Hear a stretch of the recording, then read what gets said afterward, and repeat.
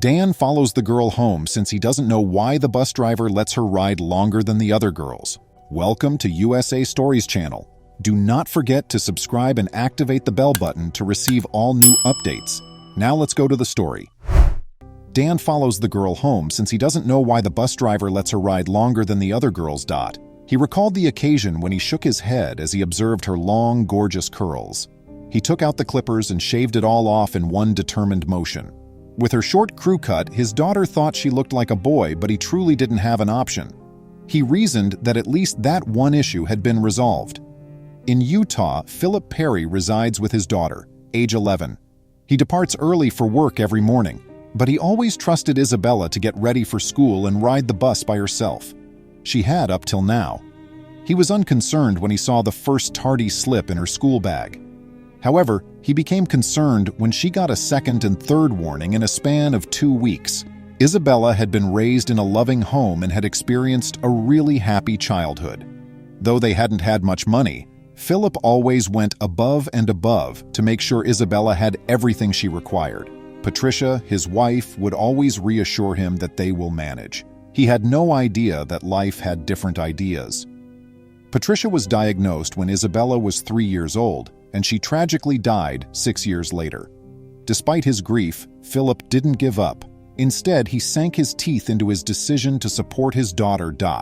However, Isabella had to deal with the implications of having no one to assist her with getting ready for school in the morning and drive her there. Now that she was motherless, Isabella needed to develop her independence. She got ready for school early every morning and rode the bus by herself. Though difficult, they succeeded. After 2 years, Philip had failed to notice something significant because he lacked the necessary time or knowledge. The school started to issue warnings to Isabella for arriving late each morning. After a demanding workday, Philip tried to talk to Isabella one evening to find out what was going on, but she snapped at him and tried to divert the conversation. She didn't want the truth to do her father any harm. Philip started to become skeptical at that point. Philip told his boss one day that he would be leaving work early. Then he pulled up to the corner and waited, just in time for his daughter to be picked up from school and put on the bus. Was she actually getting by every day with that bus? As expected, he saw her right away.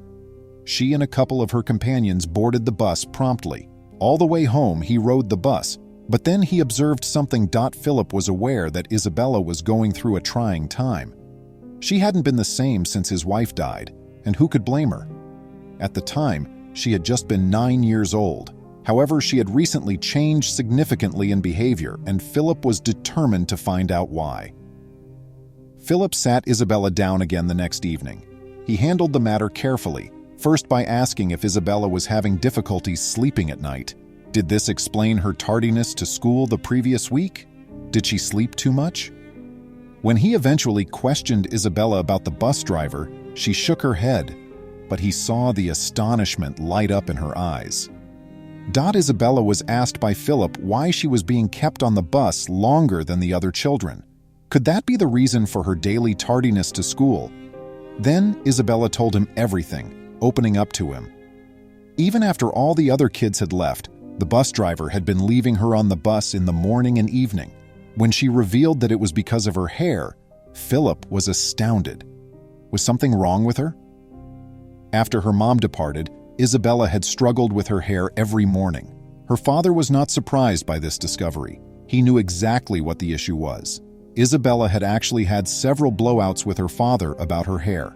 Ultimately, the helpless father believed he had to turn to extreme methods to control it. Despite his best efforts, Philip was unable to detangle Isabella's hair. If I pulled her hair, she would get upset with me. He said, "I didn't know how to do it," in an interview. At that point, he realized he had no other options. He shaved it all off, grabbing the clippers he used to keep his own haircut. Isabella was appalled to see what he had done after examining her shorn head in the mirror, but she didn't want to annoy her father. She was aware of his best efforts. It took 2 years for her hair to grow out again. Isabella refused to shave it again when her father recommended it. They then decided on a middle ground. Instead of shaving Isabella's head again, Philip took out a pair of scissors and clipped half the length off. However, this didn't fix the problem, and Isabella's hair quickly became matted and disheveled once more. She had little choice but to tie it up to try to hide it, until the day that the bus driver discovered. Tracy Dean cherished both her career and her family. She knew she had to intervene as soon as she noticed Isabella was having trouble. She assumed her dad didn't know how to arrange Isabella's hair because she noticed that it had been trimmed the previous evening. She pulled a hairstyling bag from her purse and requested her to wait behind on the bus. Isabella and Tracy started having regular hairstyling sessions soon after. Every morning, Tracy would take Isabella's hair and put it in a French braid. She was obviously having trouble with her hair. Tracy acknowledged in an interview that occasionally she just wants one braid. We usually do 2 French braids first. Why, though, did she do it? It went slowly at first. Tracy had to do 10-minute sessions for an entire week in order to gradually untangle Isabella's hair. Tracy was aware that her tardiness to school on those particular days was significant. One of her 4 homegrown children was almost Isabella's age, but Tracy was unable to contain herself when Isabella started talking about her mother. Tracy began to cry when she learned about Isabella's mother. Isabella was perplexed, but everything made sense when Tracy disclosed information about her background. She, like Isabella's mother, had herself suffered from cancer. She was thankful that she could still be there for her kids and acknowledged that she was fortunate to have survived.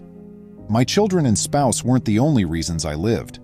In an interview, Tracy said, "I survived for these kids on the bus who need somebody to talk to or do their hair or whatever. Isabella learned how to brush her hair from me as well. I brushed my hair," she would add as she boarded the bus. "Is it attractive? You did awesome, I'll say." Philip was naturally shocked to learn of Tracy and Isabella's daily ritual. At first, Isabella didn't want to offend him because he had done his best to detangle her hair. Philip, though, is solely appreciative of Tracy. Isabella once returned home looking stunning. "She looks the part for the princess that I refer to her as. I've been intending that she act the part, and her confidence has increased significantly," Philip remarked. Soon, the media received wind of the touching story, and Tracy was acclaimed a hero. "She is still modest, though. It's simply how my mother brought me up, to treat everyone with kindness, especially those who are in need of a little love. Even the mischievous youngsters deserve a chance, in my opinion." Please remember to subscribe to our channel, give us a thumbs up, and turn on the notification bell so you won't miss any of our videos. If you enjoyed the tale, the next video that plays on your screen will probably move you too.